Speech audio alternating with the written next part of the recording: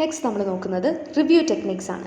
Review technique എന്ന് പറയുമ്പോഴത്തേനും ഇപ്പം നമ്മൾ ഓൾറെഡി ഡെവലപ്പ് ചെയ്ത സോഫ്റ്റ്വെയറിൽ എന്തെങ്കിലും ഡിഫെക്ട്സ് ഉണ്ടോ, എന്തെങ്കിലും ഫോൾട്ട് ഉണ്ടോ, എന്തെങ്കിലും ക്വാളിറ്റി ഇഷ്യൂസ് ഉണ്ടോ എന്നുള്ളതൊക്കെ മനസ്സിലാക്കാനായിട്ടാണ് നമ്മൾ റിവ്യൂ ടെക്നിക്സ് യൂഷ്വലി നമ്മൾ യൂസ് ചെയ്യുന്നത്. സോ ഇതിനകത്തെ ഈ റിവ്യൂസിൻ്റെ പ്രൈമറി ഒബ്ജക്റ്റീവ് എന്ന് പറയുന്നത് എറേഴ്സ് കണ്ടുപിടിക്കുക.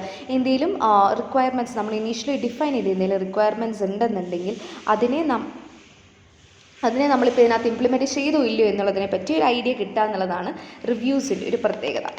അപ്പോൾ ആദ്യമേ നമ്മൾ സംസാരിക്കുന്ന ഡിസ്കസ് ചെയ്യുന്ന ഒരു ടൈപ്പ് എന്ന് പറയുന്നത് ഇൻഫോർമൽ റിവ്യൂസ് ആണ്.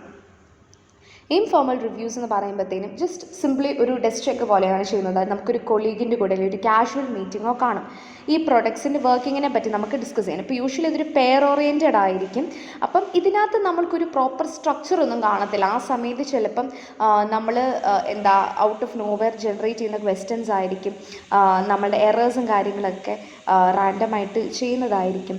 സോ ആ കാര്യങ്ങളൊക്കെ നമ്മൾക്ക് പറയുന്നത് ഇതൊരു കംപ്ലീറ്റ്ലി ഒരു പാറ്റേൺ ഇല്ല ഈ ഒരു ഇൻ്റർവ്യൂവിന്. അതായത് ആ സമയത്ത് എനിക്ക് എന്തൊക്കെയാണ് ക്വസ്റ്റ്യൻസ് ഉള്ളത് അതിനനുസരിച്ച് ഞാൻ ചോദിക്കാം.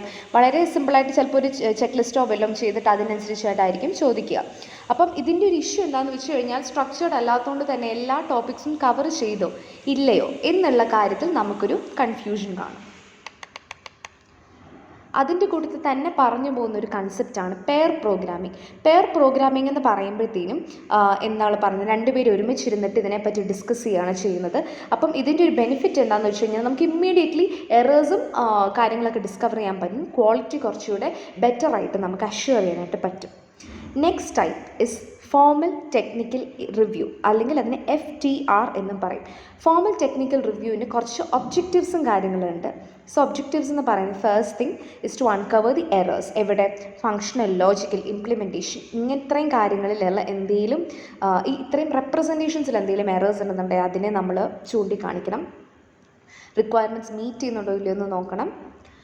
സ്റ്റാൻഡേർഡ്സിനനുസരിച്ചാണ്, പ്രീ ഡിഫൈൻഡ് സ്റ്റാൻഡേർഡ്സിനനുസരിച്ചാണോ സോഫ്റ്റ്വെയർ ഡെവലപ്പ് ചെയ്യുന്നത് എന്നുള്ളത് നോക്കണം. അതിൻ്റെ കൂട്ടത്തിൽ സോഫ്റ്റ്വെയർ യൂണിഫോം മാനറിലാണ് ഡെവലപ്പ് ചെയ്യുന്നത് എന്നുള്ളത് നോക്കണം. And project must be more manageable. അപ്പം ഇത്രയും കാര്യങ്ങൾ ഇവർ മനസ്സിൽ വെച്ചിട്ടാണ് ക്വസ്റ്റ്യൻസും കാര്യങ്ങളും ഇപ്പോൾ മീറ്റിങ്സിലിടയിൽ ഓരോ കാര്യങ്ങൾ റേസ് ചെയ്യുന്നത്. സോ അതിനനുസരിച്ചായിരിക്കും നമ്മൾ ഡിസ്കഷൻ വരുന്നതും ക്വസ്റ്റ്യൻസ് പ്രിപ്പയർ ചെയ്യുന്നതുമൊക്കെ. സോ ഇതിൽ നിന്നുമുള്ള ഒരു ബെനിഫിറ്റ് എന്താണെന്ന് വെച്ച് കഴിഞ്ഞാൽ എല്ലാവർക്കും ഈ ഒരു പ്രൊജക്റ്റുമായിട്ട് ബന്ധപ്പെട്ട എല്ലാവർക്കും ഈ ഒരു ഡിസ്കഷൻ്റെ ഒരു ഭാഗമാകാം.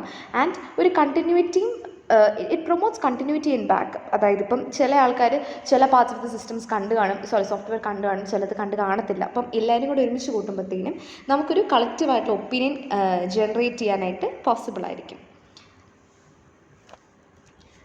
റിവ്യൂ മീറ്റിംഗ്സ് ആണ് നമ്മളുടെ ഫോർമൽ റിവ്യൂ അല്ലെങ്കിൽ FTRൻ്റെ കീഴിൽ വരുന്ന ആദ്യത്തെ കാര്യം. റിവ്യൂ മീറ്റിംഗ്സിൽ യൂഷ്വലി 3 to 5 people ആയിരിക്കും ഉണ്ടായിരിക്കുക. 2 മണിക്കൂറിനുള്ളിലായിരിക്കും നമ്മളുടെ റിവ്യൂ മീറ്റിങ്ങിൻ്റെ ഡിസ്കഷൻ നടക്കുന്നത്. ആൻഡ് പ്രിപ്പറേഷൻ സെപ്പറേറ്റ് ടൈം ഉണ്ട്.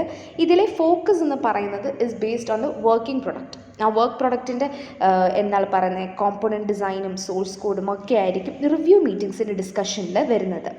റിവ്യൂ മീറ്റിംഗ്സിൻ്റെ കൂട്ടത്തിൽ തന്നെ ഇമ്പോർട്ടൻ്റ് ആയിട്ടുള്ള ഒരു കാര്യമാണ് റിപ്പോർട്ട്, അതായത് റിവ്യൂ റിപ്പോർട്ടും റെക്കോർഡ് കീപ്പിങ്ങും. നമ്മളിപ്പം ഒരു റിവ്യൂ മീറ്റിംഗ് ചെയ്തു എന്ന് വിചാരിക്കാം.